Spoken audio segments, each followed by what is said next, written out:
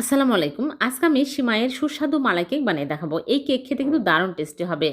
প্রথমে লাচ্ছা সেমাই ২ কাপ নিয়ে নিচ্ছি। তারপর টক দই ১ কাপ আর চিনি 1/3 কাপ দিয়ে আমি ভালো করে ফেটে নিব চিনি গলে আসা পর্যন্ত।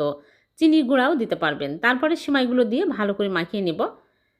তারপরে এখানে আমি সামান্য পরিমাণে পানি দিয়ে দিচ্ছি। পানি বেশি দেওয়া যাবে না। গুঁড়া দুধ 1/4 কাপ আর বেকিং সোডা 1/2 চামচ, বেকিং পাউডার 1/2 চামচের অর্ধেক দিয়ে ভালো করে মাখিয়ে নেব। এটা কিন্তু এরকম শক্তই হবে, নরম করা যাবে না। তারপরে মোল্ডে আমি খাতার কাগজ বিছিয়ে আমি তেল ব্রাশ করে নিয়েছি। এর মধ্যে সবগুলো ঢেলে ভালো করে চেপে চেপে নিব।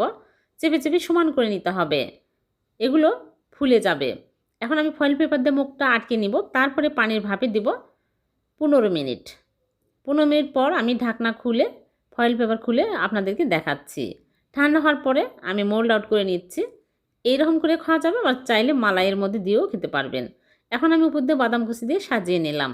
এক সাইডে রেখে দিচ্ছি। এদিকে আমি মালাই তৈরি করে নিব। এর জন্য চুলায় প্যান বসিয়ে 2 কাপ লিকুইড দুধ দিয়ে দিচ্ছি আর চিনি 1 টেবিল চামচ আর গুঁড়া দুধ দিয়ে দিচ্ছি মালাইটা ঘন হওয়ার জন্য 1/4 কাপ দিয়ে আমি নেড়েচেড়ে নেব। নেড়েচেড়ে চুলা থেকে নামিয়ে নিচ্ছে।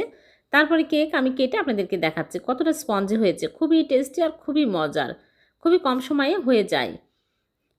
এখন আমি উপর দিয়ে মালাইগুলো দিয়ে নিচ্ছি। হয়ে গেল সিমাইয়ের ভীষণ টেস্টি মালাই কেক। দেখলেন তো কত সহজে হয়ে গেল, খুবই সুস্বাদু হয়েছে। ভিডিওটি ভালো লাগলে লাইক কমেন্ট শেয়ার করে দেবেন।